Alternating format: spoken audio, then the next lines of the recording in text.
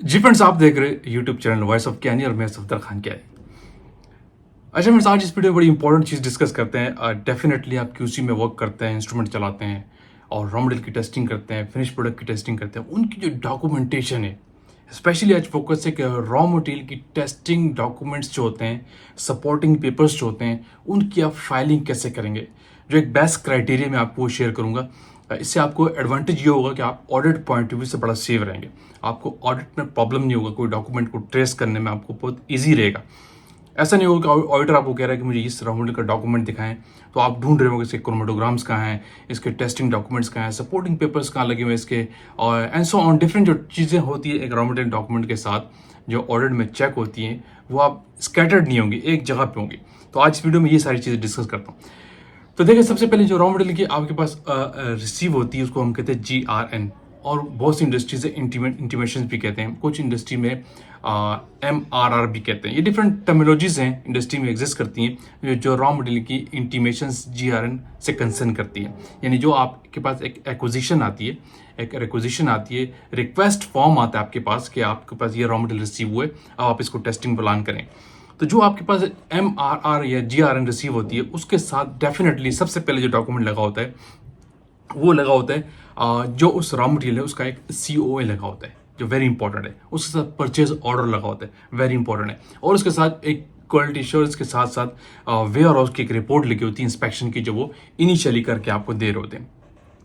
ये 3 डॉक्यूमेंट्स आपको उसके साथ अटैच मिलते हैं। इसके बाद फिर आपके QC के टेस्टिंग डॉक्यूमेंट्स होते हैं जो देर एंड देर आप करते हैं और फिर उसके साथ फाइलिंग करते हैं। तो उसके साथ सबसे पहले जो डॉक्यूमेंट इन 3 के साथ जो आपके अटैच होंगे, जो आप QC के डॉक्यूमेंट्स है, जो आपके डॉक्यूमेंट है, आपको किस तरतीब से ट्रेस करने चाहिए, उसमें जब इन 3 CO certificates trace out tally करने के बाद जो आपका सबसे पहला डॉक्यूमेंट है होता है sampling inspection report, sampling form का डॉक्यूमेंट। जब आप रॉ मटेरियल की सैम्पलिंग करते हैं तो एक इंस्पेक्शन रिपोर्ट फॉर्म फिल करते हैं, जो वेरी नेसेसरी है। बहुत इंडस्ट्री में एग्जिस्ट नहीं करता, तो वो वीक प्रैक्टिस है, आपके पास ये मस्ट होना चाहिए। आप इंस्पेक्शन करते हैं किसी रॉ मटेरियल को, तो उसके बाद उसकी सैम्पलिंग करते हैं, उसको देख के उसके पूरी प्रॉपर्टीज फिल करते हैं, तो वो सैम्पलिंग फॉर्म कहलाता है। तो तीसरा डॉक्यूमेंट आपका 3 सप्लायर की तरफ से डॉक्यूमेंट जो है तो वो अपनी जगह। उसके बाद पहला डॉक्यूमेंट जो आपका लगता है वो QC का, वो QA का, वो ये होता है सैम्पलिंग फॉर्म। इसके बाद फिर उसकी आप टेस्टिंग करते हैं। फॉर एग्जाम्पल, आपके पास pH आपने टेस्ट किया, अब pH की रिपोर्ट निकल आई, आपने FTR लगाया, वो आपके पास रिपोर्ट लिंक सारे जो स्पेक्ट्रम FTR के वो आपके पास आ गए।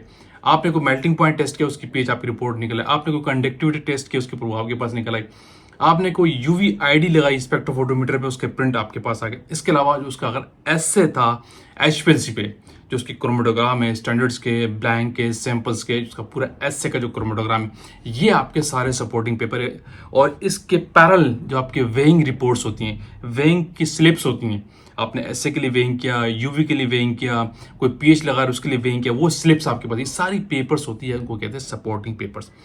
नॉर्मली जो वेइंग की स्लिप्स होती हैं, ये आप जो रॉ मटेरियल का रजिस्टर जहाँ पे आप डॉक्यूमेंट करते हैं, वहाँ पे आप पेस्ट कर देते हैं। अच्छी प्रैक्टिस बता रहा हूँ, वहाँ पे आप पेस्ट कर देते हैं। लेकिन pH की रिपोर्ट, FTR की रिपोर्ट्स, UV ID की रिपोर्ट्स और जो क्रोमेटोग्राम्स है, ये सारे आपके उस GRN MRR के साथ लगते हैं आफ्टर साइनिंग। ठीक है, ये सारे उसके साथ लगते हैं। इसके बाद फिर आप उसकी जो कैलकुलेशन करते हैं एसे की, और उसके बाद सारे रिजल्ट्स के बाद एक COA निकालते हैं थ्रू सॉफ्टवेयर। अगर आपकी कंपनी में कोई सॉफ्टवेयर एग्जिस्ट करता है, फॉर एग्जांपल आप SAP का सॉफ्टवेयर यूज कर रहे हैं, या BPCS का कोई सॉफ्टवेयर यूज कर रहे हैं, कोई LIMS का सॉफ्टवेयर यूज कर रहे हैं, कोई QRS का सॉफ्टवेयर यूज कर रहे हैं, उससे आप एक COA certificate of analysis generate करते हैं आफ्टर रिजल्ट्स उस पर पुट करके। यानी आपने रिपोर्ट सारी डॉक्यूमेंट कर ली रजिस्टर के अंदर, फिर आप ये सारे रिजल्ट्स उस सॉफ्टवेयर के थ्रू पुट करके एक सर्टिफिकेट ऑफ एनालिसिस निकालते हैं उस रॉ मटेरियल का फाइनल, जिस पे आपके और आपके बॉस के सिग्नेचर होते हैं। ये सारी डॉक्यूमेंटेशन सपोर्टिंग पेपर्स होते हैं एक रॉ मटेरियल के साथ। ठीक है, लास्ट में आपका COA सर्टिफिकेट एनालिसिस वो आता है, जो आप raw material certificate through software निकालते हैं। सबसे पहले डॉक्यूमेंट्स हो गए थ्रू सप्लायर, COA लगा हुआ है उस रॉ मटेरियल का सर्टिफिकेट ऑफ एनालिसिस जो सप्लायर आपको देता है। उसके साथ आप परचेज ऑर्डर लगा होता है डेफिनेटली, और उसके साथ आपका वेयर हाउस की इंस्पेक्शन रिपोर्ट लगी थी। लेकिन उसके बाद फिर आपके डॉक्यूमेंट में क्या तरतीब होगी, दोबारा बता रहा हूँ। सबसे पहले आपकी इंस्पेक्शन रिपोर्ट होगी, फिर आपके QC के सारे सपोर्टिंग पेपर्स, इसमें UV हो गया, FTR हो गया, pH होगी, एंड सो ऑन, और क्रोमोटोग्राम स्पेशली एचपीएलसी के वो लगते हैं, और आखिर में आपका एक सर्टिफिकेट होता है थ्रू सॉफ्टवेयर, जो आपकी लेबोरेटरी का सर्टिफिकेट होता है वो लगता है, सिग्नेचर होकर बंच हो जाता है। ये क्राइटेरिया, फिर आप इस जीआरएन को साइन कराते हैं अपने बॉस से, और इस जीआरएन की एक फाइलिंग करते हैं आपके रजिस्टर क्यूसी के अंदर। डिफरेंट फाइल्स होती हैं जिसमें फाइल नंबर लेट सपोज 1 से लेकर 100 तक एक फाइल है, फिर 100 से लेकर 200 तक फिर दूसरी फाइल होती है। तो ये सारे जीआरएन के नंबर्स होते हैं, तो उस तरतीब से इनको आप एक जीआरएन के अंदर डॉक्यूमेंट करते हैं। जब इसका फायदा ये, जब ऑडिट होगा तो ऐसा नहीं होगा कि आपने अगर इन केस बहुत सी इंडस्ट्रीज में ऐसा होता है कि लोग क्रोमोटोग्राम एचपीएलसी के अलग जगह पे लगाते हैं। समझ मेरी बात, लोग क्रोमोटोग्राम की अलग फाइल बनाते हैं और वहाँ पे सारे किसी भी इंस्पेक्शन रिपोर्ट के किसी भी रॉ मटेरियल के या इस फिनिश प्रोडक्ट के क्रोमोटोग्राम्स वहाँ लगाते हैं। लेकिन थोड़ी प्रैक्टिस वीक है। इसमें क्या होता है कि ऑडिट में आपको प्रॉब्लम होता है कि वहाँ आप ट्रेस करने में आपको मुश्किल हो जाती है। समझ रहे हो? अगर ये क्रोमोटोग्राम आप उस जीआरएन के साथ लगाते हैं और एक जगह पे फाइलिंग करते हैं, एक जीआरएन नंबर के साथ एक जगह पे रखते हैं, तो आपको बहुत आसानी होती है। जब रॉ मटेरियल को कोई ऑडिटर आएगा, अगर वो कोई एक रॉ मटेरियल को निकालता है और वो कहता है कि हम इसकी रिपोर्ट निकालें, आप इसकी जीआरएन निकालेंगे, तो उस जीआरएन के साथ आपके सारे डॉक्यूमेंट लगे होते हैं, क्रोमोटोग्राम तक अटैच होते हैं और आपको कोई प्रॉब्लम नहीं होता। This is the best practice.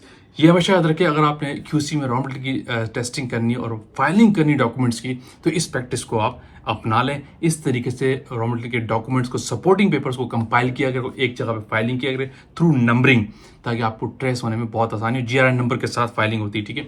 और इसी तरह फिनिश प्रोडक्ट का क्राइटेरिया भी थोड़ा डिफरेंट है, लेकिन मिलता जुलता है। तो ये आज फोकस था कि रॉ मटेरियल के डॉक्यूमेंट्स को आपने कैसे फाइल करना है, specially audit point of view से। तो हमेशा इस प्रैक्टिस को अपनी लेबोरेटरी की हैबिट बना लें, इससे आपको बड़ा एडवांटेज होगा। तो वीडियो को अपेंड करते हैं। आई होप कि वीडियो अपने लाइक कीजिए, शेयर कीजिए, कमेंट्स कीजिए। अगेन कहूँगा, जो चैनल पे न्यू है वो तो लाजमी सब्सक्राइब कीजिए, ताकि ऐसी टेक्निकल वीडियोस आप तक पहुँचती रहे।